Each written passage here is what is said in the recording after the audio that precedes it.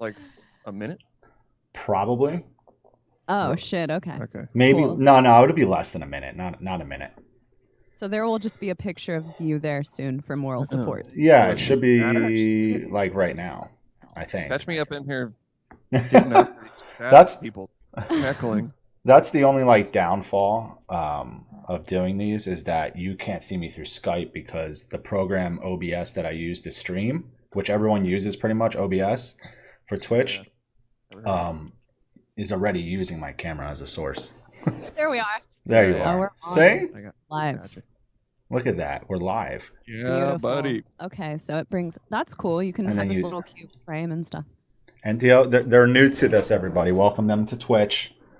Welcome us to Twitch. You guys have never done any Twitch streams, right? No. Yeah, no. These people in Twitch, they're living in the past. I'm 30 seconds to 1 minute ahead of everybody. 30 seconds to 1 minute. Not very far, but far enough. Yeah. You guys see like the chat box too, the chat room and all Yes. that? Okay, I cool. assure you guys in the future, everything's still okay. Well, we're all right. it's orange if it's anything like what Is it is. it? Yeah. How's the air quality there? Is it still fucked? Great. And then today it's orange, right? It's real orange. I don't know what's going on. Yeah, just it seems like it goes in and out, like something's happening with the way that the air pressure is working, and the fog will like come in every few days. Oh man. Today's the orangest. That's rough. That's for sure. Yeah, Joel texted me earlier today and was just like, yeah, I guess there was like another fire that started. And he said really? It's orange by him. He's in Pacific Grove. Yeah, I guess. He said that too in this group chat I'm in. Was he talking shit perhaps about maybe some people started it with their gender reveal party? Well, I read about that. He wasn't talking about that. He said he just heard about another. I saw that too in the news this morning. Yeah, because I saw that too, and I was like, this needs debunked because it was the ZU lightning complex that started all of the fires near us. So it was not, or you don't really know for sure if it was. We don't know. A gender reveal party. Yeah. Honestly, it's like I don't think we will ever really know the true answer to these fires. I don't know. I'm just like, it's like, how do you, it could be that though. Sorry to interrupt you, but a few weeks ago, Navene was out of town or no, he wasn't. It was right before you left. But we woke up in the middle of the night because we thought the world was ending. A lightning bolt had just struck down on Santa Cruz. And the day after that is when all of the fires started. Like it was so fucking scary to hear that because it doesn't really loud, right? Here. Yeah. Yeah, it was. Yeah, having lightning here is way weird. It's just it's not common at all. I'm used to it here in Texas. Yeah, I mean, it rains a lot here, but as far as super bad thunderstorms, definitely there's none of that. I didn't see like and you can actually see like a cracking lightning bolt. Yeah. Like, I didn't see that until I went on tour. Wow. Like I thought that was just like something that only scientists could see. And for me, it's like when I moved here and that didn't happen in California at all, it scared the shit out of me. Like, what is going on here? Mm-hmm. Because to me, in storms, when it gets so bad and you're like in the eye of a tornado when everything's still outside, but it's it's so different here. That is fucking weird. I don't think I've been to Santa Cruz, actually. I think that's like the one spot. The last time we talked, it was Corona had just kicked off. Yeah, because we did the podcast. What you guys stopped the podcast for now? Just like other shit going on, writing and stuff? Unofficially. We put it on private. Put it on private mode? I don't know. You might have reignited the fire with getting us on this Twitch channel. Navene was in like, Chaney, get in here. It's like doing the podcast. I was doing our little theme song. Oh yeah, that's it. But it's like, I don't know. We just, towards the beginning of Corona, it was just like, it got a little overwhelming, I guess, to say the least. Yeah. So we just stopped doing it. Plus, you've been writing a new record, we became a little uninspired. Yeah. I could see that. I don't really know. There's not really a reason for it. We're just like, hey, let's not do it this week, and then we just haven't done it since. Yeah, and we still have an episode. Like, we shot an episode with Zach Oren, who, if you don't know him, he's like engineered all of our records and a ton of Bay Area bands. And so we have that, and we might put it up. I don't know. We're going to bring it back. Damn, the official word. Chaney's like, we are? We're gonna bring it back. Oh, yeah. I always knew that we were gonna bring it back. It's just like, when are we gonna do it? Yeah. When are you gonna do it? Yeah. It's just kind of like, I don't know. We just wanted to take a break, I guess. And it feels good, I will say, to have taken that break because it's like now I can think of all sort of things that I would like for us to talk about. And it's inspiring to have that time off. Yeah, I feel like everyone at a certain point you need to kind of listen for a while. Yeah, exactly. Everybody wants to talk right now. So. It's crazy to like see a lot of other even seeing like Matt from Cryptopsy who does Vox and Hops. Like that dude is on a roll, man. He is like pumping out like new episodes after episodes every week, and I'm like, wow, it's crazy to me. I'm like, he's going. I mean, he's still going. I talked to him last week, and we had a call to catch up and shit. I'm gonna actually have him on here for an episode, and I think end of this month or something. I have a bunch coming up, but when do I have? Oh yeah, September 28th. And he's just rolling. I'm like, dude, you're pumping out episode after episode. And he's like, yeah, not stopping. I'm like, all right, all power to you. He does like a few a week too, from what I remember. And then he has on Thursdays, he has like a gathering of the Vox and Hops crew. So yeah, Matt is going hard on that shit. I think I'm gonna be. I think it's this Thursday. I'm gonna be on it with him. Oh, sick. I think it is this Thursday. He's an interesting guy to talk to. He actually said something that has really resonated with me, which is that his kids do not get on computers or watch television. I think about that like once a week. How great that probably is for his kids. That's great. I did not know that. He never told me that. That's crazy. Oh, there you go. Yeah. It's super. I think he works in childcare. He said. Yeah, so he does, and his wife does. Yeah. His wife wrote like a kids book or something. I can't remember. Fuck. Yeah. That's super cool. I think he said that to us, didn't he? Yeah, I think it was like a couple months ago they put it out, which is crazy. Oh, sick. Yeah, it's cool. Doing a lot of cool shit. He's a really cool guy. I met him back when I had Cryptopsy on Devastation like a few years ago, and he was just right off the bat like the nicest guy. Those Canadians, man. Those Canadians, man. Such nice guys, nice people. Slap you with their kindness. I know. It's like, I want to move to fucking Canada. Why am I still here? Canada's way sick. It is. It is way I'd live there, sick. But the weather, though. The weather is so yeah, it would be. But that was one miserable. of the shitty things about Corona is that we had that whole Canadian run booked finally because there were years that I could not get into Canada, so we were like waiting for this Canadian tour and got canceled. And it got canceled. So it sucks, but hopefully we get to do something like that. There we go. You guys resized. There's just like one thing about OBS when doing these episodes. Sometimes it resizes my guest camera. So it makes you like really small. You'll probably see it on the stream. So I got to keep like making it back to like the size that it should be. It does it sometimes. It doesn't do it every time. Navene was just trying to reply to people, and it made him log in and go through all of Twitch, so we couldn't see you for a good minute. Everyone's in trouble. I'm in the chat room, dude. Don't fuck with me. Oh wait, that's you right there. Oh, there you are. There's Navene. Have you tried the stream yet, or you haven't? You were just thinking about it. I tried. I think I did a test one and then I deleted it. I want to do it for because I'm writing like our new album. Yeah. I was thinking of putting up a camera and sort of. I keep trying to talk him into it. I think people would really be stoked if they could hang out with Navene. If you need help with any of it, just let me know. Plus, one of my friends, Josh, is very tech savvy, and he's been streaming for a long time. And he's pretty much taught me like everything. I think it's cool that you can have all these little rosy emojis and shit. Yeah, you can do all that. It's cool. I didn't dive into Twitch until this whole pandemic happened, and then that's when I just had the time to do it and check everything out and go, hang out with, go to like different streamers' streams and just learn about it all and just see how it is, and then looking at like Tim from Fit for an Autopsy streams, and I've known Tim for like 15 years. So like watching him and what he does, which is great because he'll do a lot of like leather work and stuff like that. He like makes wallets and keychains, all this leather stuff, which is fucking awesome. That's super cool. So he'll bring like his whole setup into his garage, his work area, and then everyone can just hang out with him, talk to him while he's like making wallets, making belts, making guitar strap, everything. And it's fucking rad. That's super awesome. Also, Andrew Baird has entered the chat. Yes. Andrew's here. Andrew Fafalujah. Oh, shit. The chat thing might be, this is like the game changer. This is super cool, yeah. Yeah, I'll just be up on here. Maybe? Dude, you'd be chatting away. Maybe if we bring back the podcast, we should do it on Twitch. You can. Because you can record it. You can record and stream at the same time with OBS. Wow. Yeah. So then it just saves to your computer. Yeah, we were using OBS.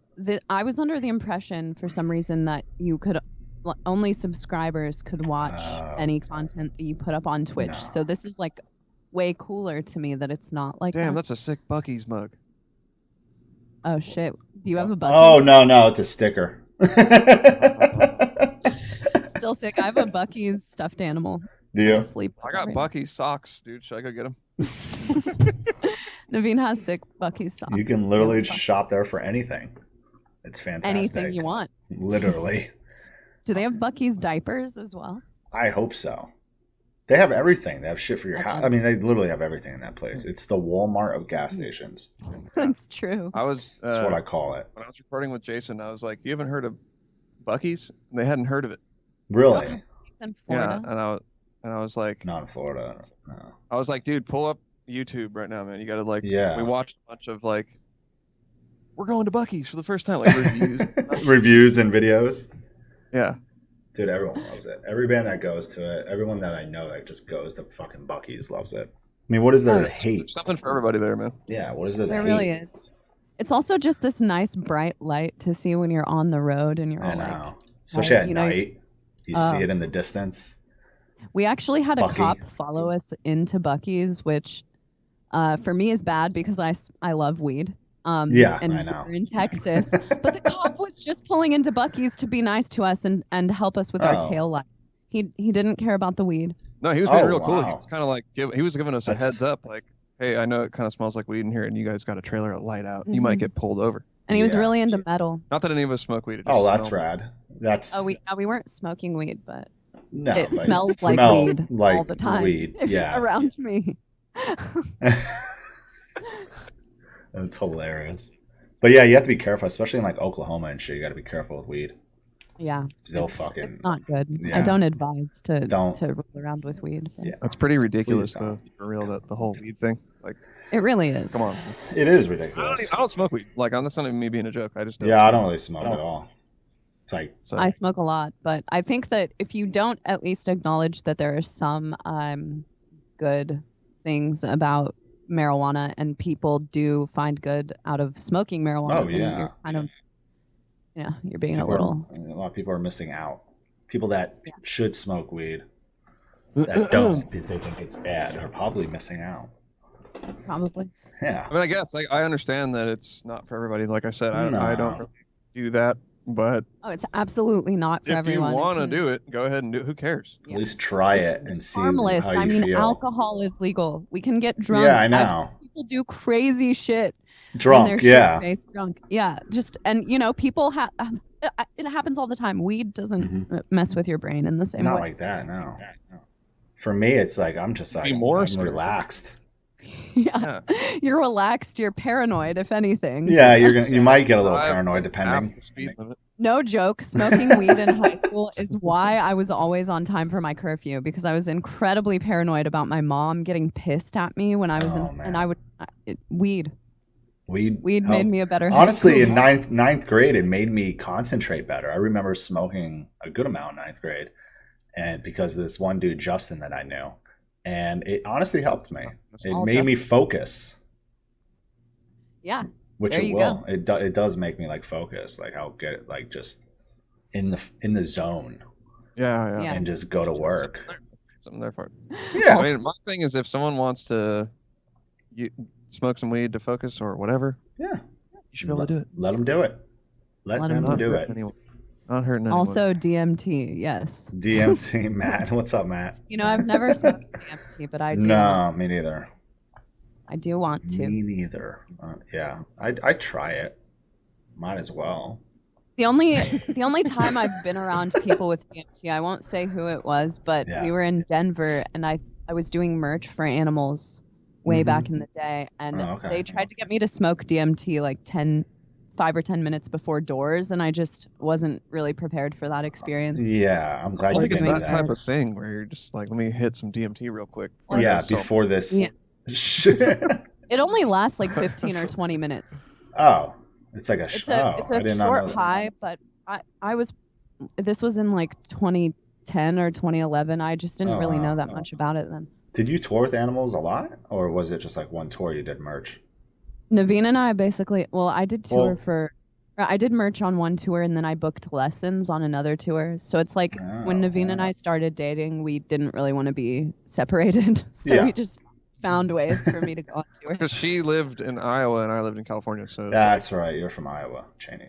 An easy way to hang was like, hey, come on this tour. And, come out. I mean, he was on tour constantly that first year that we were together, like Animals. All the time. Was rigorously touring. Yeah, so it was the only time we could hang out, really. How long did you tour with Animals?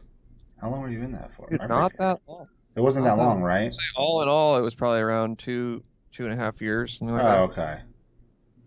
Damn. Because let's see, I joined in November 2009. Yeah. I think I quit like 2011 in November. It's probably 2 years. 2 years almost to the month. Yeah, a couple years. Yeah. That's rad. You must have been touring a lot too, because I saw you. I think I saw one of Animals' very first runs with Between the Buried and Me. Do you remember this? I didn't actually catch it. Yeah, no, I remember that show for sure. And then we played the show we met at. It was like a year and a half later. Oh, so wait, that tour went to Iowa City and Des Moines? No, it just went to Iowa City.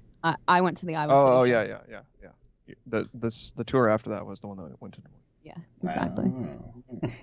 Yeah, and Animosity toured a lot. I mean, dude. Yeah, I mean, Animosity was wild. So right? I had been touring for like, I don't know, but most into late teens into being like maybe 24, 25. So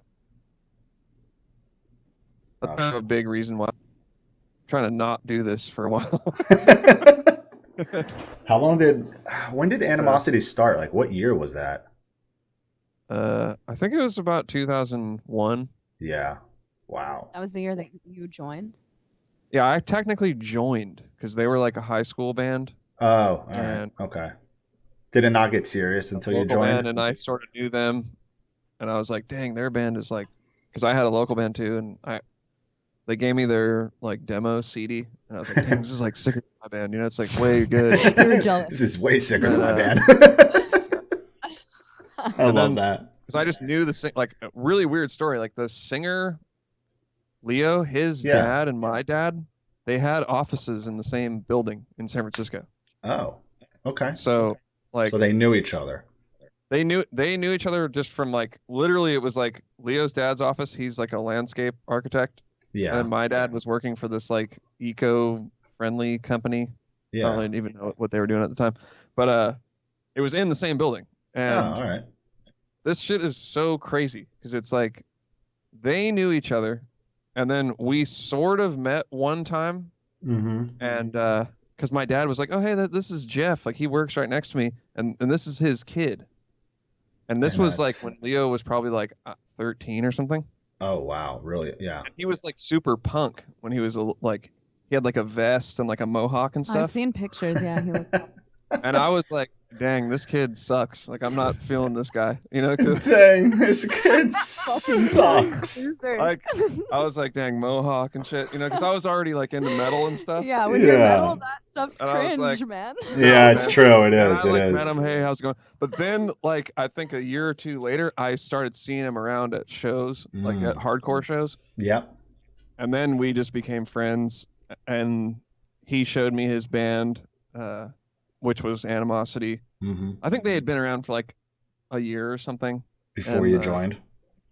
Yeah.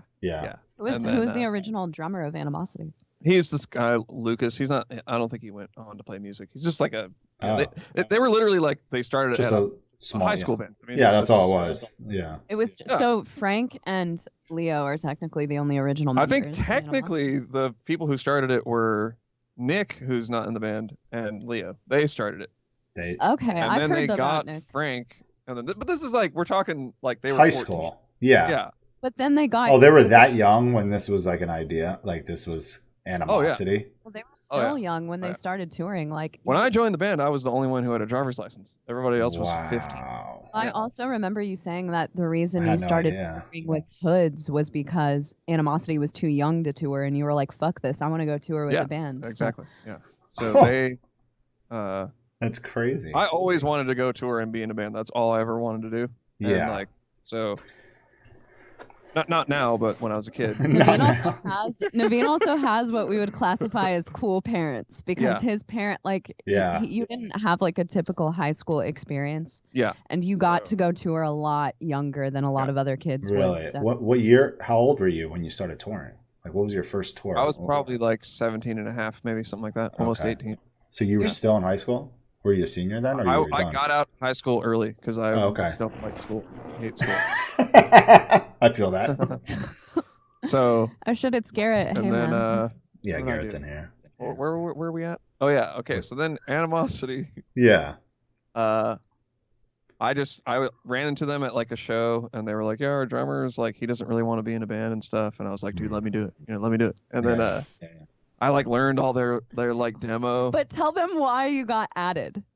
Oh, because I took them into my car because I had a car. Like I just got my license. I was probably 16. No, I was 16. I had just got my mom bought me this 1987 Volkswagen Jetta.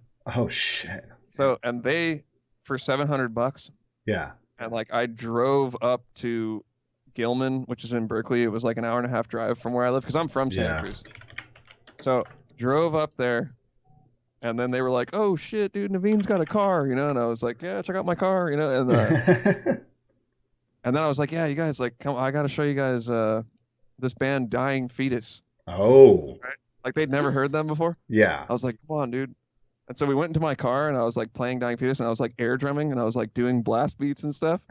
And they were like, "Man, I think Navene's probably like way sick at drums." Because when Navene air drums, though, it's like perfectly on fucking point. Yeah, like, I figured that. We put on Destroy the Opposition. I it's know all the cymbal hits and the fills and stuff. Yeah. And they were all blown away. They were like, by my air drumming performance. He's in. You're in, bro. And so like that weekend, I went and tried out, and I showed up. And I remember they told me because I had a cymbal bag with my cymbals in it, and Frank had a drum set because he played drums a little bit. Oh yeah, he still plays. And they were all blown away, like, dude, look, he's got a cymbal bag. Like, that's legit. That's funny because nowadays I'm surprised you carry a cymbal bag. That's totally not your shit. And then, did Navene ever play for Job for a Cowboy? Who asked no. Haven't done it. Yeah, if that's true. So then, anyway, I jam with them, and they're like, dude, this is great. Like, you're in. Yeah. So that's pretty much. I was so stoked. I was like, yes. And then I got my brother in the band because the bass player wanted to move to guitar. So my brother Sean, they actually thought of the idea. They thought of getting Sean in the band. Because Sean and I are like real close in age. And we went to shows together and stuff, and we were always hanging out. And we don't really look alike, but you might not know that we were brothers. Yeah, right. So they just thought he was like my really good friend. Oh. So they had no clue. And they were like, dude, Nick's moving to guitar. And I was like, all right, who's going to play bass? And they were like, Sean. I was like, okay, cool. I don't even know if I can play bass or anything. You know what I mean? Yeah, that's funny. So, I wish I could have seen that because Evan will tell a story about Sean playing bass in Animosity. And Sean had weird stage presence is what Evan says. And he would run behind his cab and play back there so no one could see him. What? I don't know. Sean's an interesting dude. Yeah, just a weird guy. I'm gonna go high beyond my amp. That's the foundation. This that is all was like way before we became a real band. You know what I mean? Yeah, it took a while. You touring with Hoods was after Sean had joined. Yeah, this was down the line. Yeah, it was probably a couple of years. But once Animosity was like, once we got an actual somewhat of a tour. Yeah. That's all I did. I just went. I can't do any other bands. I'm doing this. Yeah, you just went full on in. And then it went pretty quick. I mean, it was like in those days. I was just thinking about this morning. It's like it was so much. It was like easier to be a band in a way. Oh, because I think it was too. It was like it all that mattered was like if you could persevere on tour or not. Exactly. That's it. So it's like you just get a booking agent if you're like halfway decent. And then if you can like not break up and just keep going on tours, that's it. You don't need to do any internet stuff. Like when you're home from tour, you just do whatever you want. You just go home. Yeah. Right. You go home, like practice and write new music, if anything. That's it. So and work. It was sort of make money in a way. Yeah, it was sort of easy in a way for me because I always did okay somewhat on tour, and then I don't know,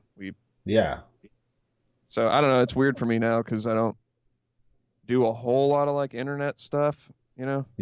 I'm cool with it, but it's a weird adjustment, I think, because Navene's a little older than me, but I'm right in that group where the internet just started kicking off maybe when I was like 23. And it's a weird adjustment because I personally, as like an artist, am not really used to putting myself out there like that. Like, look at me, here's me, know everything about my life. And Navene is even more so like that. So it's weird, but I think we do some stuff on the internet, probably more than what both of us would actually do. Okay, we got commenters talking about MySpace, but MySpace was like it wasn't like post every 3 seconds. Yeah, MySpace. Exactly. You had your MP3s on there, and then when you were going on a tour or whatever, you'll make bulletins. I did find out about a bunch of bands because of their top 8, and I remember top 8s. Totally. With Flesh Rot specifically, which someone in here was asking if Navene played on JFAC and then said that they thought he did. What you might be thinking of is his project Flesh Rot with Johnny Davies, which I fucking love Flesh Rot. I love Flesh Rot. I found out about Flesh Rot because of MySpace. Because I got on a lot of people's top 8s. Yeah. Top 8s was where it was at, though. Everyone found bands because of top 8. Everyone's top 8. I can actually think of some music that I listen to still that I found from people's top 8s. Yeah, I'm trying. Serious Mo. Oh wow, Serious Mo. That's straight a fucking score. We were actually just talking about this yesterday. How with Spotify and all of these digital platforms, like even when you're being shown new music, that's totally catered to your taste. So back in the day, I feel like I would find out about way more eclectic albums and things just through my friends and stuff. Oh my god, that's a funny question that someone just asked. How was your experience on the worst version of Summer Slaughter, Nick? You told me what was the worst, and then I'll answer a question for you. That's funny. I had a great time. So I didn't. Which Summer Slaughter was that? It was one of the best summers of my life, actually. 2018. Yeah, it was 2018. Who headlined that one?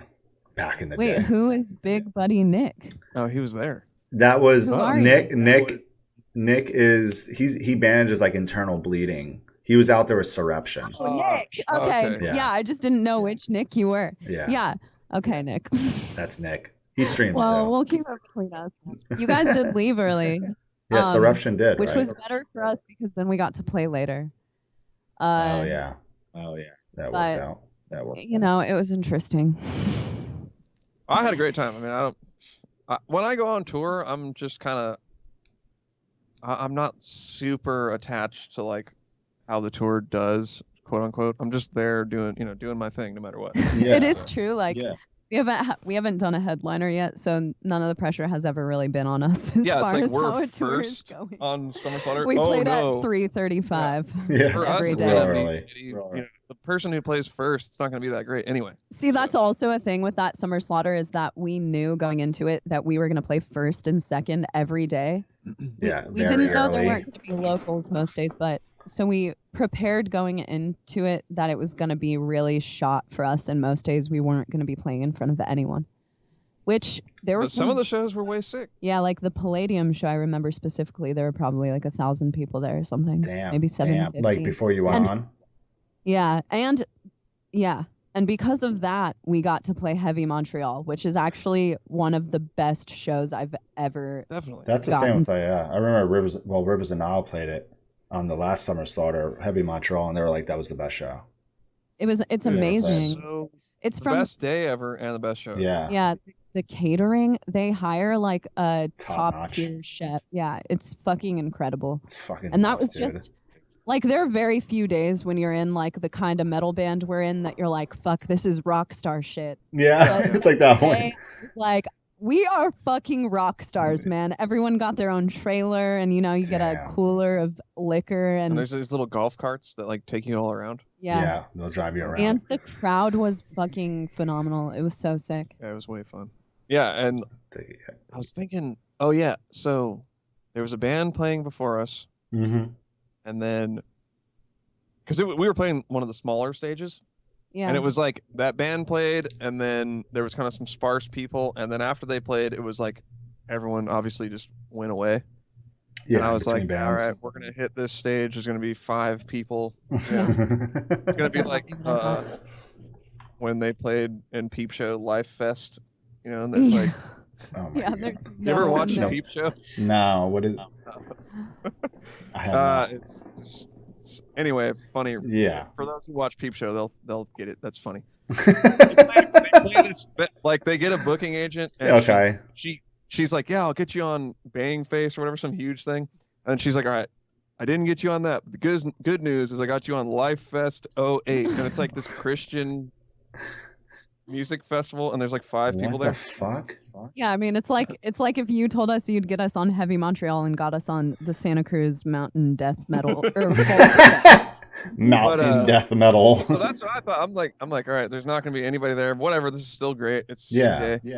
And then dude, it just like when we started sound checking, it was so packed. Yeah. Like just for the small stage that it was, I feel like it was as many people as could have been there. Yeah, it was amazing. Damn. And then obviously the day was super sick. Like there was a ton of everybody from Summer Slaughter was there, so it's like a lot. I had so many like other bands on Summer Slaughter that I had previously toured with or I was friends with already. So it was see that's the thing about touring is that it's more about who, like the homies, who you're hanging out with, your connections with all of the other bands, and all the other stuff is just kind of added. It's like an added I guess bonus, especially when you're like me and Navene, and you come from like we're from the DIY underground. We've played shows in front of one person, and we've played in front of a couple thousand people. It doesn't.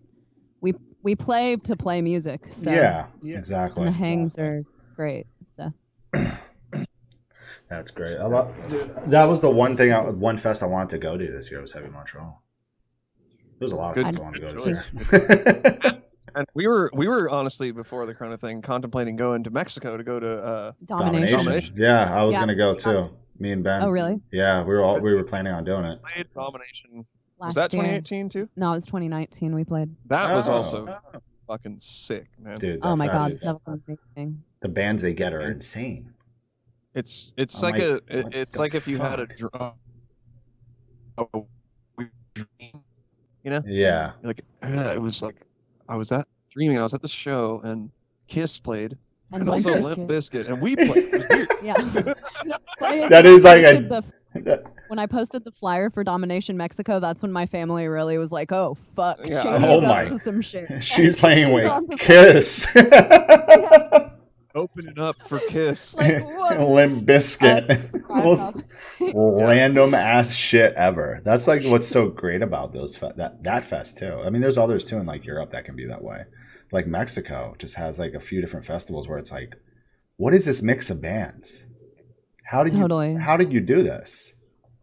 Mexico also, like, they really, really care about heavy music, and when we flew into the airport, there were people waiting to get autographs from all of the bands, and people like knew who we were when we were exiting the airport. It was just such an insane, surreal experience. That's so weird. Bizarre. Some rock star shit. It was kind of like when I go to Starbucks, here. That's kind of how I felt. Like Navene, how are you doing today? Navene, what would you like today? The usual? Yeah. God, good Lord. I'm the Starbucks addict in this household. Yeah, I don't even go to Starbucks. I don't even go to Starbucks. It's rare. I used to a lot, not anymore. Oh yeah, I used to go all the time. Oh man, also at Domination Mexico, our friend got called up on stage with Limp Bizkit to sing an entire verse. Andre is the guy who he helped put on that fest, and we met him when we were on tour with Whitechapel because he was TMing for this band, So This Is Suffering. Oh, okay, yeah. And he was like, "Yeah, I do this fest in Mexico," and he's like, "I'll try to get you guys on." So we're like, and we were just like, dude. yeah, whatever, dude. That's cool. Yeah, whatever. Yeah. And dude, he came through, man. He came the fuck through. Really like, hey, hard. I got you guys on. Like, we're gonna book you guys plane tickets. Got us, hotel rooms. The whole thing. It was fucking sick, dude. That was really fun, man. That's wild. It's cool how it worked out. Oh yeah, and he loves Limp Bizkit. I love Limp Bizkit.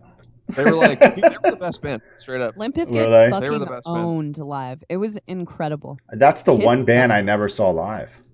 It's like one of the few. Like, I've never seen Limp Bizkit live.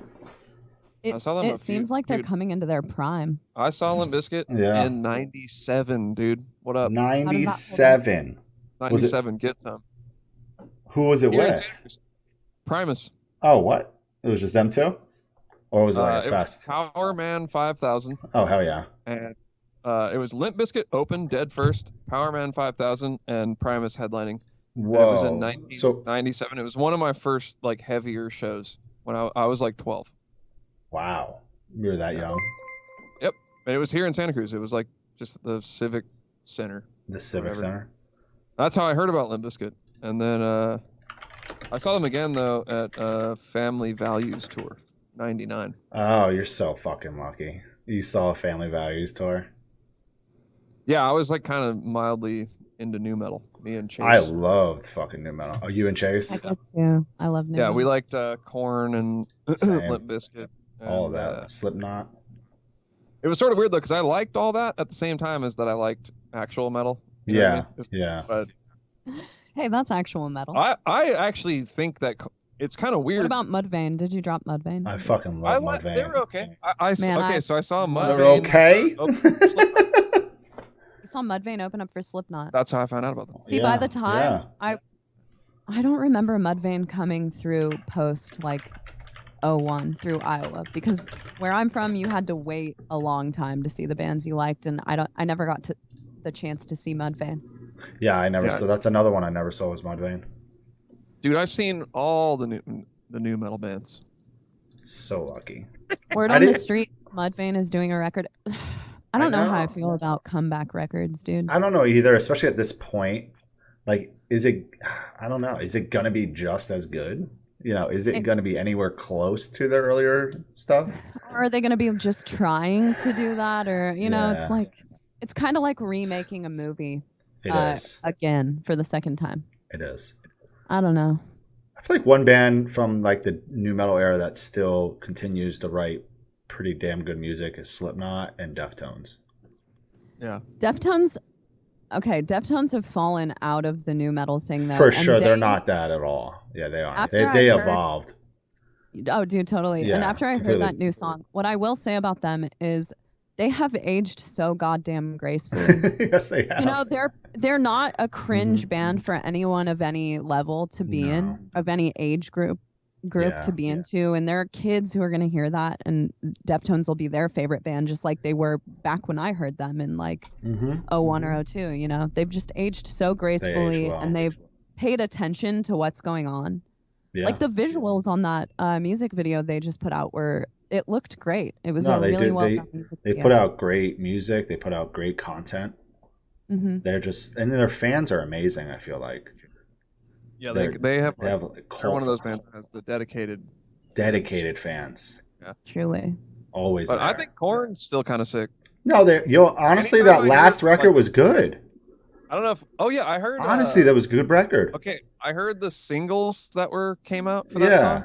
And I showed you guys. Yeah, you did. I was like, dude, there's some new Korn shit's kind of sick, man. Really check it out. Dude, I haven't heard the whole album, but I definitely heard the singles, and I thought it was killer. Yeah. Like, I don't know. I think they make good songs. Like, anytime I hear. We were just watching. We were watching some Korn music videos, and I was like, this is tight. Oh yeah, still good. This is tight. Yeah. I kind of fell off with Korn. Limp Bizkit ruled at Mexico at that domination. Mexico. Yeah. Yeah, even being like older, like they still. I've watched like live videos of them, like recent ones, and they still sound great. They pull it off so well. Do it like, oh, what's this going to be about? Yeah. Whatever. And then I was just like, man, this is so good. And they would do these like vamps, like in the middle of the song, like just bring it down, kind of. Oh yeah. Kind of chill it out. And like Fred Durst would just make all these jokes and like talk for 5 minutes. Wow. But it was like it was actually really funny and really good. I don't know. Like he was just cracking all kinds of funny jokes. Like, all right, everybody. Oh, it's open bar tonight. Like I threw down my card at the bar, so everything's on me. Like, obviously he's joking. Yeah, and it's just amazing. It just seemed cool. I went away from it wanting to hang out with them. Yeah, like they didn't care at all. Like you could just tell they weren't like trying. They weren't desperate to like relive the moment. You know what I mean? Yeah. They're just like, okay, we'll do it and have fun. Like they were just having fun. That's so badass. And what's cool is it's the same lineup. It is the same lineup. Because they have DJ Lethal back, don't they? Was DJ Lethal there? Oh, yeah. He had to be, right? They had all. They did. I think five guys. Yeah. He kept. I remember him talking to Lethal. Like he kept. Oh. Yeah. They had all the ones talking. I forgot about DJ Lethal, but they had the same drummer, bass player. Yeah. That's fucking cool. Wes. Wes. Yeah, wasn't he out of the band for a while? I don't know. I don't know. I don't really know I don't remember. History. Yeah, there's some stuff. DJ Lethal was out of the band for a little bit. All right. I knew that. That's why I brought it up. No one noticed. Oh shit, Ryan Kirby's here. Nice. What's up, dude? Posture check. Oh man, why you gotta do this to me? What's a posture check? Just like so I'm sitting up straight and not slouching. Oh, so like Twitch has like channel points. So if you're chilling on someone's stream for a little while, you'll gain channel points. And then people like streamers will make different channel point like commands. Like you can tell someone to hydrate, like Garrett just did. He told me to hydrate for 750 channel points. You just really want me to take a piss during this episode. Like I'm trying not to. I pee a lot. Yeah. I drink a lot of water. You can't break the seal. Mm-hmm. Oh, this seal's been broken, dude. Like when I used to go on tour, I think the last actual tour that I went on was Devastation on the Nation in 2017 for like a week and a half. But luckily I was on a bus with Cryptopsy and and one of the other bands, and so that was fine. But before that, dude, man, piss bottles galore. Yeah, you would believe it. Yeah. The gentlemen in the bands that I'm in are pretty nice about having piss bottles. They'll like dump them out and. Yeah, I was always good about them. I would never like fucking leave them in the van every time we stopped. Some bands are very guilty of doing that, right? Oh man, yeah. I have one. I would fucking kill them. I just keep one piss bottle. Yeah. And you pee in it and pour it out, and then put the lid back on and put it under your. Yeah. I was going through water bottles like crazy on tour, so there were always fucking bottles everywhere. The thing is, they gotta stop enough because I'm not gonna pee in a bottle. So. Well, no, yeah. I hate it being in a bottle in a van. Little regular water bottle. That's not gonna do me much good. No. Navene's a man of strong pee. At least two of those fill up. Navene has a strong stream. And apparently heavy. A heavy stream. He needs a jug. One water bottle. Gallon water jug, like, at where least. Is this all coming from? It's like I haven't even drinking anything. I drink one bottle. And I peed too. Yeah. How's this work? Drink a pee bottle on a night drive. I've never accidentally drank a pee, but I've watched Navene do it. No. I've drank three peas. times. I've drank peas so many times. 3 times. I feel like he does it on purpose now. No, I haven't done it on purpose. Thank God. Don't do that. I drank pee a couple times. Yeah. Probably at least three I've times. Watched you and drink then pee. Not on purpose. It was never on purpose. It was never on purpose. It's not a deplorable. One time I was like, it was my own piss. Yeah, it was your own piss. You peed into a Gatorade bottle. I was like, I got like a couple. This was at our. Hold on. This was at our house. Let's just say. Why? It was at our house. Well, because we used to live in a barn and we didn't have a bathroom, so you had to go. We had a bathroom inside the house. Yeah, but you had to go outside and then go. Why don't you just go piss outside? It started smelling like pee out there. It started smelling like pee because Navene was peeing so much outside. Or it could have been raining, and it's like, I don't want to go out in the rain. You know, that also. Okay, I will say in the middle of the night, I was like, sometimes I would do that. I was chugging it. What? Yeah. Yeah. And then it was like, that was piss. Because it was too much. Wait, you asked me, you were like, was that piss? Holy shit, was that piss? It's a little weird. To my credit though, like I had been drinking a lot of water, so it was like, you couldn't really, it was you could tell, it was diluted as fuck. Yeah, I remember. yeah. But I've drinking other people's pee on accident, like a couple times. My brother's pee. I love how or one time, dude, when we were one kids, time, like, Chase's pee. Chase's. Oh, really? Did you drink Chase's pee? No. You don't remember? Just Sean's, my own. Oh, maybe I don't know. Fuck. He can't even remember whose pee he's drank at this point. Anyway, so it's disgusting. I'm not trying to be real gross. I kiss the lips. Yeah, I kiss the lips. It's disgusting. Well, after I chugged, it's disgusting. Like there's nothing you can do. You know, you're just like. There is something you can do. That's it. Throw up. Stop. Puke it out. I mean, what are you gonna do? What are you gonna do? But one time, which was even worse than pee, is okay. My brother and I, like when we were kids, we would go down the street to the laundromat to do laundry, like when we were teens and shit. Yeah. And because we didn't have a washer and dryer, so we would put detergent from home in like a little bottle and bring it with to go do laundry.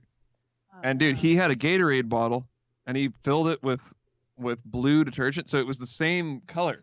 Oh, you know? No, and dude, we were in his room and we were all smoking weed and like listening to records, you know? Yeah. And I was like, damn, I got fucking the worst cotton mouth right now, man. And I see the Gatorade and I'm like, hell yeah, dude. No. Gatorade. Like, dude, huge gulp, and it's like, it's like thick detergent. Oh, Jesus. Way worse than pee. That's disgusting. That is way worse. Did you start throwing up? I would have thrown up. I was like, fuck, dude, Sean's fucking. That would have ruined everything for me for the day.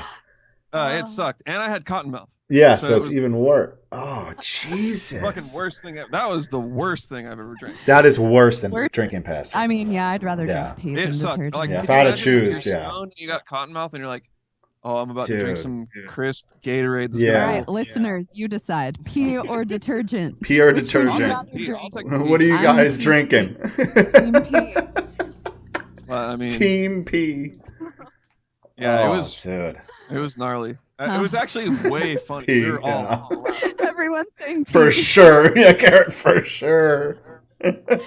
Yo, seriously. I mean, dude, drink a gallon of water a day. Then DeFonce's pee is probably good for the drinking rate. Clear. Okay, chocolate milk, dude. That's the thing. Like, so one time there was similar situation. Dude, Navene, it's becoming alarming. I know. Of these situations you've been in your life. Chaney's like, I do not know about all of this. Where have I been? Similar situation. Sean had like, it was a chocolate almond milk container, and it wasn't clear, and he peed in that, and we were all stoned, and I was looking for something nice to drink. I was like, oh shit, some fucking chocolate almond milk. Let me get a sip of that. Oh my God. Sean's fucking pissed. This is what happens when it's like a brothers situation. Yeah. My sister and I were Well, not that. That ain't happening. God. That's not happening. Like, fresh around us. Yeah. It's disgusting, dude. Pretty fun. I wouldn't take back. It's hilarious. Yeah, I mean, it's fucking hilarious. The Gatorade thing also, I didn't drink it. But I did get a full mouthful. Yeah, so you didn't swallow it. You just spit it out right away. Yeah, but I mean, it's kind of hard to do that. I mean, it is. It doesn't now you have soap in your mouth. That's like your entire mouth is covered in soap. I feel completely like covered. Yeah. I'm very careful about the things I drink because my gag reflex, like I'll throw up. I throw up all the time, so I have to be very careful and look out for my. Well, I am now, dude. Now you better believe him. I don't know. Yeah, you're checking everything. At all. It sounds like you're still doing it. But anyway, the moral of the story is empty out your fucking pee bottles, you disgusting men. Stop being so gross women. on tour. I mean, I'm sure there are women peeing in. I mean, yeah, it probably happens. Not I. No. Anyway, your podcast just went way. Oh, dude, it goes it goes everywhere. I mean, I have like questions. I'm gonna ask some of them. We'll get around to it, guys. We'll get around to it, everybody. Don't worry.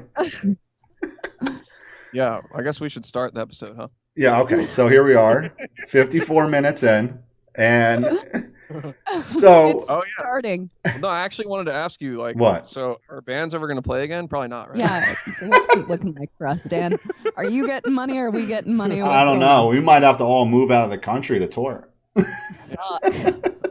I have no idea. There's stuff planned next year, but it's like there's a lot of stuff that's not even announced yet. These people are waiting. That's the thing. They're waiting to see why announce this now. You know, just to have to reschedule it and let everyone down. Right. So, also, if they do some sort of limited capacity thing, it's like it doesn't really work anymore. Yeah, how do we make money doing that? Like bands already don't make money. So if you cut the fucking crowd out, it's like, all right, well, who's paying for this? I don't know. Yeah. The promoters who's are going paying to have for to this pay shit to have. Oh God! I'm just gonna have to. What's gonna happen is that booking agents are gonna have to book your tours, and then we're gonna have to pay you to tour. So then we have to figure out how to get this money to pay you. That's the tables are gonna completely turn. Yeah. Jesus Christ! So I'm gonna have to empty out my savings to have Entheos tour. Yeah, I know. Hey, we're worth it, Dan. We'll bring you back at least $1,000, buddy. Well, we'll get it paid back, you know.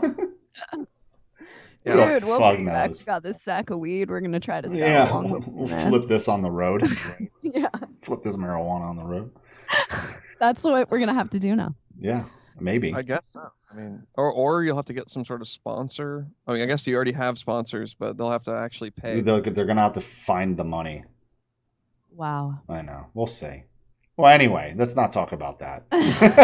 We'll get there soon enough. Hey, we've just been making music, you know. I know. That's all so how's that going with the new? I mean, I heard some of it today. Chaney sent me some. Oh yeah, you're one of maybe 3 people that's heard. Yeah, we haven't showed very many. It's really awesome. And you said that's only what, half?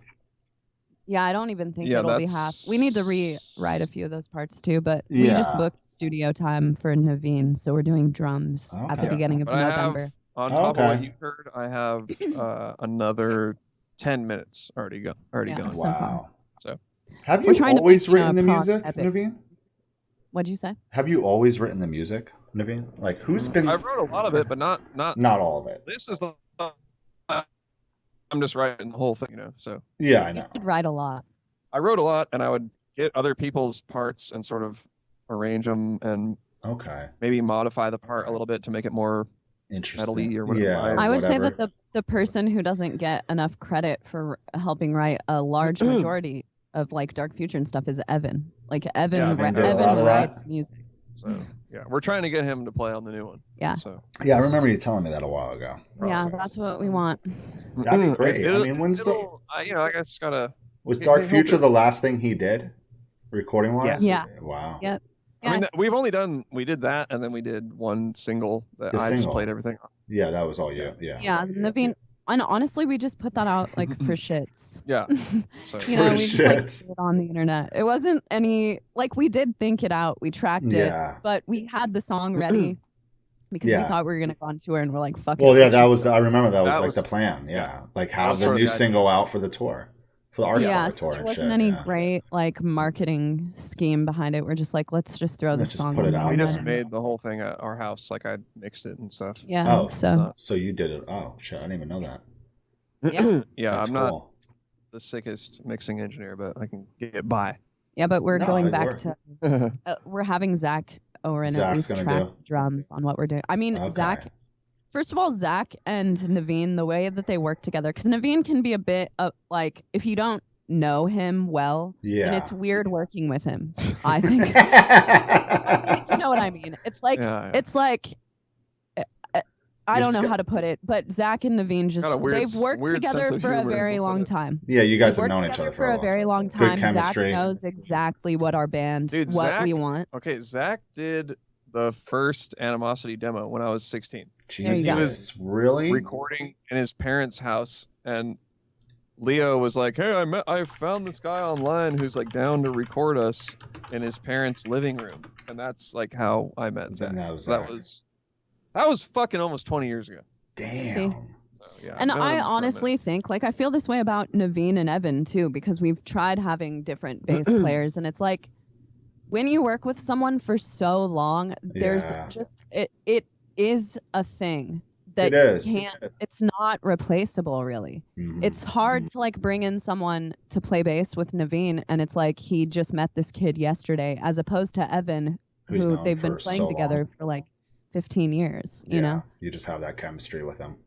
Exactly. And so or it's to the point where it's like I like working with people where I'm just like, yeah, do whatever you want, and then do whatever they want, and it's cool. Like you don't have to watch them. over them. Yeah, you don't have to. Yeah, so, like with Evan, it's obviously I'm you not don't have to like, worry about it. I had the no, I got this idea. But at the same time, Evan is the same in return because we have added people to our band in the past who it was like they kind of want this to be too much their band when we've already got our shit together. Evan places the same trust in us that is placed in him, and I think that that's a really healthy band dynamic that we've had because no one is too like hanging over someone's shoulder like, I don't know, man, I don't really like how that tom is, you need to hit the hi-hat here. Instead, no one in our band really does that because we trust each other. And I think that we've learned over the past 5 years of being in a band that is what we prefer.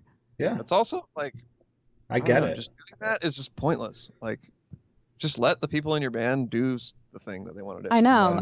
Or don't have them in. I don't know. I think sometimes people place too much emphasis on like very minute details that don't actually make much of a difference in the long run. Yeah. When if you leave another person to do their thing and you trust them as an artist, then it's going to come out a lot more beautifully than it will be if they feel the pressure of knowing that this person is going to judge everything that they do and which is find not enjoyable at all. No, totally. In any working, want to be in that situation. I understand sometimes people want things a certain way, and I get that. Like if I'm being quote unquote to play drums on something, like I've done a lot of times when people get me to play to hire, they'll tell me a certain, hey, we want you to do it like this, and I get that for sure. But like, that's a different situation. I feel I'd rather I'll either do it myself or get you to do it, and you can just do whatever you want. Yeah, that's where I'm at. That's where I'm at too. Like I don't really like to take on vocal jobs a lot anymore because it's not really that fun to me. But if someone's gonna come down on me and tell me every single fucking thing to do, then it's like, dude, why have me work on this? There's no point. What's the point of this? Yeah. So I get it. Hopefully Evan does it. Yeah. You're not gonna spill the beans. You're not gonna spill the beans. I did do a session recently, and they were like, they let me do whatever I want. Oh, you guys that's cool. You'll find out what that was. Those people will find out. That's recent. It's like last week. Or the week before. Yeah, you didn't even tell me. I have no idea. I was with Jason Sukoff. Oh, he's really dropping the hints here. Can I know. Seriously. Okay. I don't know. I'm saying it was Jason Sukoff. Whatever. He posted on his Instagram that we were hanging out. Oh, okay. Well, in that case, it's out. Can we say can we give a hint? Like a full record? Can we give a hint? A lot of people have been wanting to hear this record. Really? That's all I'm gonna say. So I'm on that one. That's fucking cool. So he's on that one.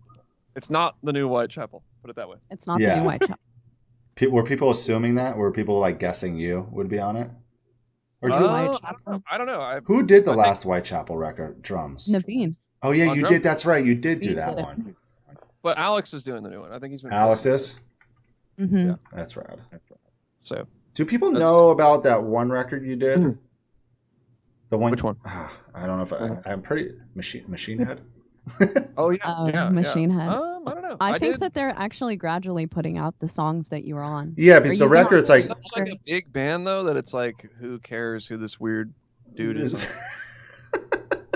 That I mean, no it's one fucking knows rad. that he's on because he doesn't.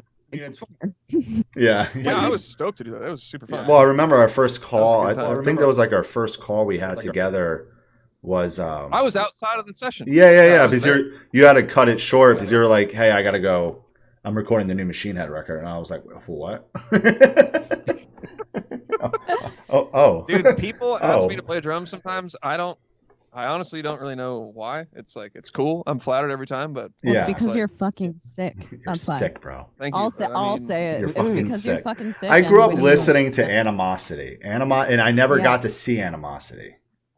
I never got to see that. I'm 33. Younger than me? No, how old are you? Okay. 35. Okay, a couple years older than me. Well, you're from the East Coast, though, right? Yeah, Poughkeepsie, New York. I know you guys probably played there in the past, but I never saw the band. Dude, I want to say we played there with Between the Buried and Me. Probably, yeah. Poughkeepsie was the hot spot back then. Very hot spot. It seemed like I used to see that place on a bunch of flyers. The scene there was very, very, it was thriving big time. It was like going to New York City and having 6 shows in the city. It was the same fucking way in Poughkeepsie. Packed. Just packed all the time. But yeah, Animosity shows go there now at all, right? Not at all, dude. Shows don't go anywhere right now. Yeah, shows. Well, yeah, no, but even before, it hasn't been that way since like 10 years ago. Wow. Yeah. The last time I played a show in Poughkeepsie, I actually, my old band reunited for a memorial show for one of our friends, and that was 2 years ago, almost 2 years ago. And that was sick because everyone was there, right? Like all of our friends and everybody. It's like a reunion, man. It was. There was like people there I haven't seen in like 10, 15 years. I was like, holy shit, oh, wow. I haven't seen you since we were like a kid. We were kids, or, teenagers, going to shows every week. It was crazy. Which is unfortunate because that type of shit is so cool to see all of your friends from back in the day, but it's at the expense of, someone's, losing someone. Yeah, exactly. That's how, those things are, that's how it is. Like funerals and stuff. Yeah. See a lot of people that you haven't seen in a long time. Yeah, you really do. So, Chaney, who like influenced you to sing, be a vocalist? Was there like anyone specifically when did you start doing what you know? I started doing vocals when I was probably 12. Wow. So I've been doing it for almost 20 years. I'm going to be 32 at the end of this month. So 12 or 13. I wouldn't say that there was like one specific influence, but I was just friends with the metal kids and we went to a ton of local shows. Okay. There was kind of like like an extended scene from the whole Slipknot thing because I'm from Des Moines. Like the local scene as far as new metal and all that shit was kind of thriving for a while. In fact, like I would see Corey Taylor at this band Face Cage's shows. Why does that name sound from a Face Cage? Face Cage is, I don't know, they're like a new metal band from Des Moines back in the day. Corey. Maybe I've seen Corey talk about them before. Or something. Yeah, but so everyone was kind of screaming and I just really got into it. All the stuff that I listened to was screaming. I was getting into like Lamb of God and shit and getting entered in, and then started getting into Norma Jean and more hardcore metalcore type shit bleeding through, and eventually got into death metal. Yeah. There was never one specific influence. I wanted to be in a band and I wanted to be a singer and a screamer. I obviously ended up relying a lot more on screaming. Yeah, because you can actually sing, right? I can sing. Vance told me you can. I had no idea. I had no clue. She has a singing video on her Instagram. Yeah, I have a singing video up, really good. I will probably sing on New Entheos. We'll see. Yeah, you should. I'm never gonna force anything, Yeah, I'm not gonna if it feels right and it sounds, you like it, then it's like, okay, leave it. Do it. Exactly. So like I've always been into music, and metal just happened to be where I wound up. Mm-hmm. I don't know, how do we become metal kids? It's it's just who we're around. A lot of who are. Yeah, it was just from school. I mean, me personally, it was just like friends in like middle school that were just, yo, you heard of Slipknot? I'm like, who? Dude, exactly. It's like, the funny story is that I like went to a gifted and talented like advanced placement school half the time when I was in 8th grade. Yeah. And the kids, smarty pants. Low key brag. Okay. But the kids that I met in that program were all like the kids that I made friends with were all metalheads, and they like would give me mixtapes and shit of metal. And I remember like one with Stained, and I was listening. So that's kind of how I got into it. Oh wow. That's cool. What bands were you in before Entheos? Was there any like? Was it just like a few local bands or something like that from Des Moines? I was in local bands in Des Moines. I was in this band called From Citizen to Soldier, and that's how Navene and I met. And then Navene actually produced a band that I was in called Systems. Oh, okay. And we just did like internet. It became more internet. Yeah, Systems. Yeah. You got to show me that. Yeah, well, it's more. I mean, you can kind of hear. It's similar to Entheos. It's just, unfortunately, it's like really the way that it was recorded. It sounds super robotic, and I would like. I think it would be cool recorded, but it's like a product of that 2011, 2012 production style. Yeah. There's that no isn't point going necessarily my back favorite. Yeah. I mean, I would go back to it if it was like raw, but I'm sick of hearing programmed drums and shit. Yeah, I feel that. Even in the stuff that I do. So. There's no programmed drums with Entheos. Definitely not. Like the plan for us is to go even more so, have our stuff sound even more organic. More real. Yeah. Yeah, I mean, I just don't like that production style. It doesn't. There's not as much emotion in super canned production. Yeah, no, there isn't. No. So yeah, I don't want our new stuff to sound like that at all. But that's cool. I mean, has Zach always recorded Entheos, or like the drums? Drums, yeah. Mostly drums. And where all were you? Drums. That's all he tracks. Oh, okay. And where did you guys record? Drums, and then either him and I would mix it together, or he would mix it. Yeah, and then we would track instruments on our own. Oh, okay. Vocals we just do at home. And then you would just normally just send to somebody else the mix master, or to Zach, right? Or he'll like do pretty much the mix, and then I can just go in and kind of tweak it from there. You know shit. what I mean? Because like when we do drums, he pretty much gets the drums sounding really good and then gives them to me. So it's not like I'm going from scratch there. Yeah, that's Zach cool. Also the reason we always go to him. He has the place that he tracks in is fucking insane. The room that we track drums in, it's like a multi-million-dollar studio. It was built specifically to make music in. Wow. Yeah, and it's like huge. Yeah. Where is he located again? Is he Oakland? Yeah. He's in Oakland, yeah. That's right. Or it's technically Alameda, isn't it? Alameda? Okay, he lives in Alameda, but... Oh, okay.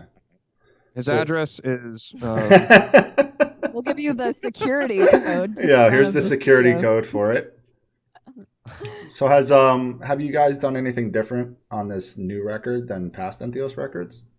Yeah. Actually, yeah, for sure. Yeah. There's Well, there's the fact that Navene is writing it all. Oh yeah, this is all the riffs. That's different. They're also really, really long songs. Yeah, like our original thought was, because I sent you like the 18-minute long thing. So our original thought was we were going to put out an EP and it was going to be a 1-song EP. The more we think about that logistically, it's not. We want to make a full album, so now we have a second side. So you have a second side to it.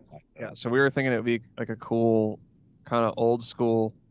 It's like like a record, a vinyl record. Okay. And it's just side A and side B, and that's it. That's it. So that'd be cool. I like that idea. You know, if we put it out or whatever, they're gonna have to. We're gonna have to split up the songs and figure that out. Which we could do. I mean, I kind of know where there could be like little mental splits where it could go. Yeah. But so the first side I think is a little more like tech and crazy, and the second side is it's a little more also pretty crazy, but still a little more tech. Well, I mean, there's another new thing we're doing. There are acoustic guitars on the album. Wow. Yeah, a lot of acoustic guitar. We've been talking a lot about this lately. We don't want there to be like Navene has in the past programmed and all of the like electronic elements of our music. We don't really want programmed shit anymore. So we're gonna try to do analog everything. Layers with guitar and that sort of thing. Yeah. Wow. Maybe, I don't know. We're just gonna fuck around. Yeah, Navene and I are spazzes. That's something. I mean, you have a lot of time to do that now, so why not? Yeah, exactly. Yeah. And we just sweet ass time. I guess this is something that happens when you're in a couple and in a band together. It's like we talk about things we're gonna do with the band and change ideas so often because we talk about it all the time. Yeah. So who knows what we're gonna end up with by the time I'm stoked the album is turned in. I mean, just from what I heard today, I was really blown away by it. I think it's great. Dude, thanks, man. It's a good direction. It kind of just actually just float out. Nothing just came out of nowhere. You know, it was really? Like we did right after the last little run that we did. Yeah. We came home and I just kind of cranked that out. And then we got the idea to do, let's make a second side. And then I've been just working on that a lot. Like anytime I work on music, that's what I'm doing. I'm just writing for that second side. Yeah, totally. So, I mean, we have a bunch of songs that we kind of threw away, or I think we have 4 or 5. There's also just regular like 4 or 5 minute songs just chilling around. Yeah, so who knows what we'll do with all that shit. It's, Maybe they'll be put out someday. Making music is super easy, so you just crank it out. I would say that's one thing that comes pretty naturally to both of us is like working on music a lot. That's the easy part. It is the easy part. It's the rest of it that's a nightmare. Do you have any ideas like who would play live with you guys when that happens one day? We were talking. Chase was going to come with us. Chase was Chase. I had a feeling like that would happen. You know, he's the only member of Animosity we haven't had, well, except for Leo, which. Yeah. Sorry, Leo, but yeah. We had our lineup was going to be Chase and Hugo on bass for those 2 tours that we were going to do that got canceled. Yep. Wow.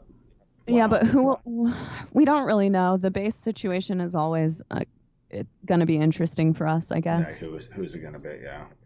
But at this point, we don't know what's happening with tour. We don't know if we'll ever. Yeah, I mean that's in the back of your mind now. I mean, we talk about it sometimes, but then it's like, all right, well, is there a tour? So Yeah, if I had any news, you would know about it first. Yeah, I just think first and foremost, it's that we want to get Evan on the album, and that's about as far as we've thought about it. I hope he does it. It'd be fucking rad. He should do it. Evan, you should do it. I know you're not watching this, but you should do it. He definitely sounded like into it for sure. Yeah. I talked to him. That's cool. I mean, when we talk, we're just more so talking about, we're really good friends, so we're just talking about life and stuff. And at the end, it's like, oh yeah, by the way, maybe you could play on this. was there anything that like Animosity wrote that didn't get used that you used in Entheos ever before? Not really. No, Frank we just took a few riffs. Yeah. We didn't. Yeah, that's what I'm saying. Like there was like any riffs. Took a couple riffs and put nods to them in our first EP. Yeah. Okay, that's what I figured. Yeah, if anything, it was like everything we wrote got used. I thought, were you guys not writing another? We were going to write another album, and then I was doing Flesh Rot and not paying attention, and then everything sort of fell apart. Is Animosity ever going to play a show again? I had to ask it. If shows ever happening. I had to ask it. Don't get mad. 20-year reunion, maybe? When would that be? That would be... well, we've been broken up since November 2008. Wow. The last album, I think it would be, depending on the album, 2027. We got a while to go. Yeah, there's a little while. Actually, Entheos sort of started because of that. Like, that's what when I was gonna turn, when it was my 30th birthday, I was like, dude, it'd be so sick to just have Animosity play, like, just as a joke. Like, not even do, like, not advertise or anything. Just do a show? Yeah, I was like, just out of let's nowhere. just do a show, like, at a bar, and that'll be my birthday. It'll be funny. And we can just tell our friends to come, and it's like, whatever. Yeah. And, like, Leo didn't want to do it. Leo told them to get me. And there's really? Like, no way I would ever do that. He's like, get Chaney to do it. And I was Why won't he? Yeah, well, I mean, I'll start a band with Chaney. Yeah, might as well just start this. And then it was like, it all coalesced because it was like, as that was happening, I put up that Veil of Maya video. Evan had just quit the Faceless, and Frank was like trying to get Navene to track Realms of Vision, which is what he does now. So it was just kind of like everything lined up, and we were like, fuck it, let's like start a band. Yeah, let's just start a fucking band. And so that was the start of Entheos. Yeah, so like that period was really cool, because for me and Frank and Navene, we were like having sleepovers and like staying up all night thinking of our band name, and like, you just really stoked to be. Who came up with Entheos? Frank did. Yep. What does it mean? I love the name. It's the root word for enthusiasm, and it in Greek means like the God within, which, you know, if you know me and Navene, we're like hippies. Yeah. So No, I always love the name. I remember first hearing it, I'm like, that's a cool name. Yeah. That's rad. Like, it just sticks too. Like, you hear it first time, you always remember the name. Yeah. Even if you don't remember the music or anything, but you remember the name. Bastards. What's that? There's another Entheos? Like in Canada. There. If you go to Encyclopedia Metallum, which one of my clients is obsessed with looking at that website, so he'll remind me of this all the time. Really? Then it's them and not us. Really? But if you, we are unsubmittable. Like, I think because of that, aggressive or something. No, there are several bands that have the same name on Encyclopedia Metallum, but I think we're too progressive, which is weird because we're pretty fucking metal. You're pretty fucking metal and straight. Yeah. Come on. I mean, if anything, this new stuff is more progressive than past Entheos. It's also sort of more metal, though. It is metal, though. Yeah. It's super metal. It's a good mix. Yeah. So after hearing it, you think our new stuff is more prog than a little bit? Well, it started towards the end of that clip you sent me. Yeah. It gets. I know. Yeah, it starts to get more experimental. Yeah, on the second side, it just starts straight up like. The second side is like no fucks given. Navene did some and just went all out. Microdosed or something. And, Microdosed. It just went to fucking town. From there, and then it kind of builds back up into. But I don't know. It's a good time. I'm into it. I like it a lot. I love it. It's honestly like, for me as a vocalist and lyricist, if I can hear something the first time through and I already have ideas of this is what I'm saying or putting there, then we're in a good zone. So we're in business. That's fucking rad. I'm stoked. Is there? There's one question I had from. I have a couple questions from a few people that follow my channel. My friend Benny, who's in here right now, he wanted to add. He had a question for Chaney. What I guess what has it been like being in a heavily male-dominated industry? I feel like you've been probably asked this question before. I have. What has it been like? Has it been hard at times, or has it been kind of okay? I always wonder that too. So with the the whole being a woman who does what I do, there are positives and negatives, of course. Yeah, for sure. Some of the positives are like, let's not lie and say that it's not easier for me to get attention on certain platforms. Like, I did a Veil of Maya tryout. I don't know if it would have gotten as many views or blown up as hard as it did if I wasn't a woman. I'm sure it's also like people thought it was good, but I do think that me being a woman had something to do with it. Yeah. So it's like there are positives in that way. It's cool. The negative is that, you get associated a lot with every other female fronted band, which it's rare that you can find me another band that's led by a woman, if it exists at all, that sounds like my band. Like none of us sound the same. No, I don't think so. So the whole like genre-ing thing of the female fronted thing, I hate that shit. Kind of sucks sometimes. But it's like, as far as being around the people I've been around, everyone on tour that I've ever toured with has been incredibly gracious to me. Like I've never had a problem with someone because I'm a woman or them having a problem with me. That's good. I don't feel like I've had a terrible experience. Yeah. Some had a different experience than I have. So it it's varies person to person. It's different for everyone. But dude, when I'm on tour with people, if guys see anything weird going on, which they rarely do, the guys I'm on tour with are the first to jump to my defense. Yeah. Like, they do pay attention to what's going on with me, and I feel very grateful. But I haven't always been the only woman on tours that I've done. Yeah. My friend Shannon, she did merch for, or she drove for Within Destruction, and she was going to come and do merch with I know us. you're talking about. Yeah. She's done Psychroptic. Yep. Right? Yep. Toured with them a lot. Yeah, she has. And She's she rad. if anyone's ever looking for someone to do that side, like, hire her. She's very reliable. Because sometimes I do think that it's a little harder for women to get hired doing things like that. Yeah. In this whole place. So that's something that I really... I want Shannon to work for us. I try to get women involved as much as I possibly can. And yeah, man, I mean, you'd have to ask me a super specific question for me to say this is how it is being a woman compared to being a man. But on my day-to-day grind on tour, it's like I'm worried about taking a shower and peeing when I want to. Yeah. And, like I said, everyone I have ever toured with has been incredibly gracious to me and granted me the space. And in my case, it's like I'm the messiest person. It's just like a person thing. That's all it is. I mean, even when I first met you guys on the Rivers and Nile tour, I remember seeing you hanging out with everybody, and it was I could tell everyone on that tour had everyone loved hanging out with each other. I felt like everyone had good chemistry on that tour. Oh, it was great. That was really. That was probably like one of my favorite tours I ever booked. Period. Yeah. By far. It was one of the best tours that we've ever done. Yeah, it was just fucking fantastic. It blew us all away, even the Rivers guys. Everyone was blown away. We didn't know. I mean, people, what I've noticed is that my band members will report back to me that their friends or people that they know will be like, so what's it like being in a band with a chick, man? And it's like, they're just like, it's the same. Same exact thing. It really, like, dude, going on tour is really hard. And if you're either the type of person who can tour or you're the type who can't. Yeah. And I think that's a little more how you're judged in that environment. Some people are cool and some people aren't. It's just that's really all it is.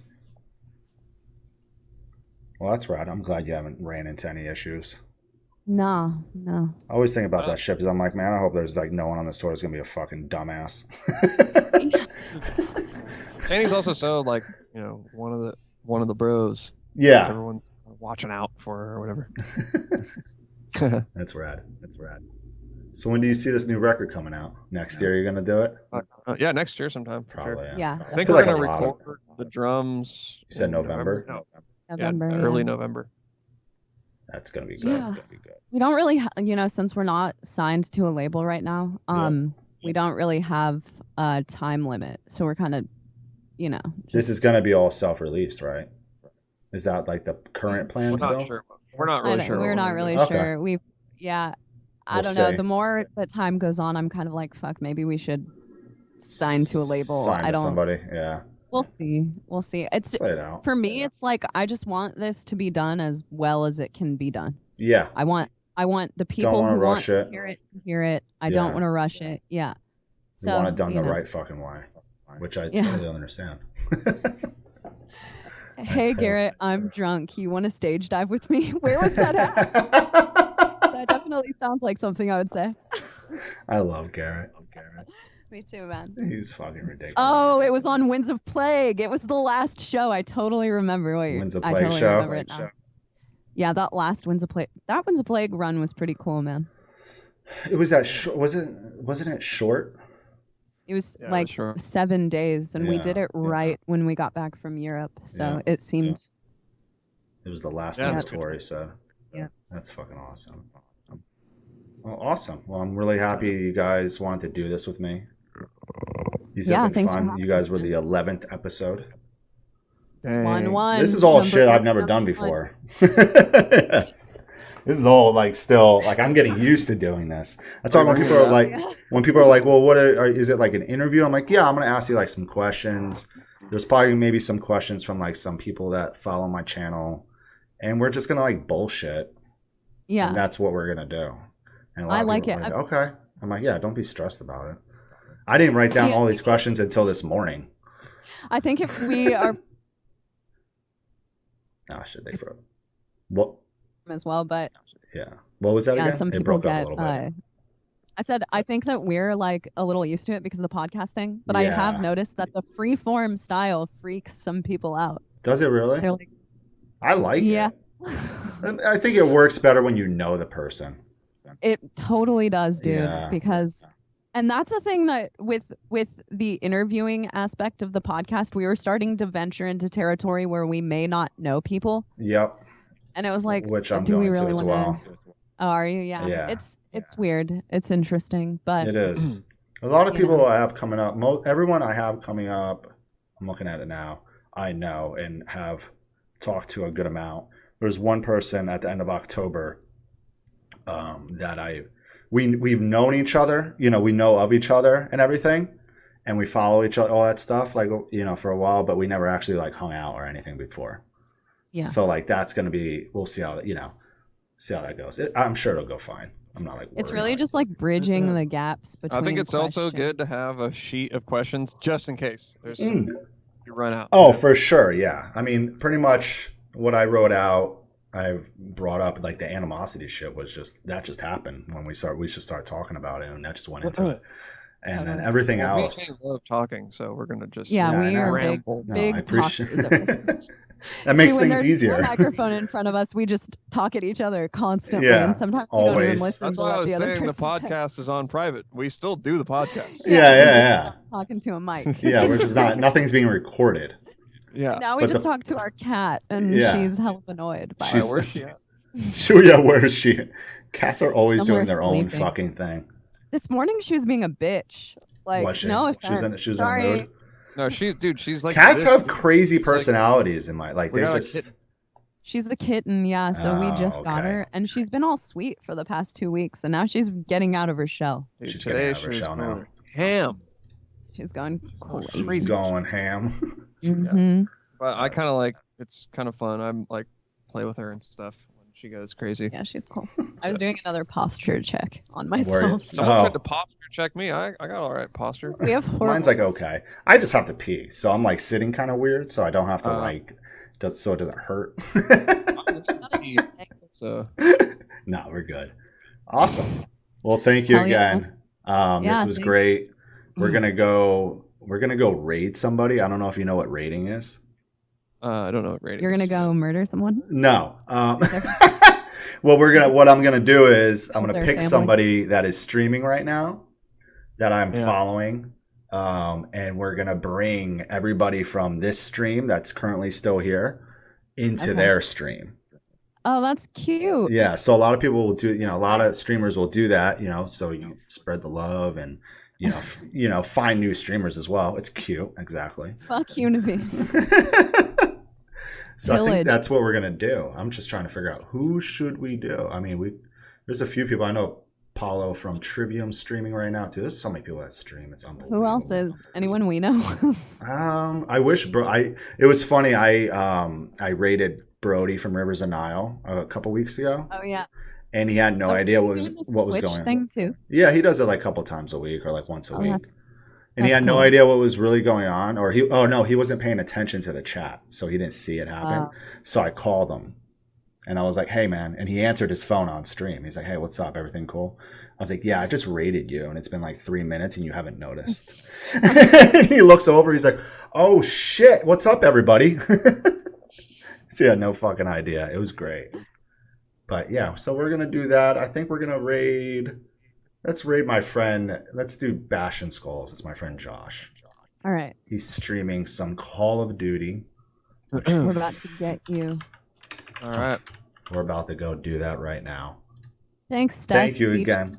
Yeah, Steph is great. All right, man. Good to talk to you, Dan. I'm sure we'll talk to you soon. Yes, keep me updated when you get some new stuff recorded. I want to hear it, please. We'll send you it all. Yes. Awesome. Will do. All right. Thank you, everyone. All right. Thanks, guys. All right, dude. Peace out, everybody. See you later.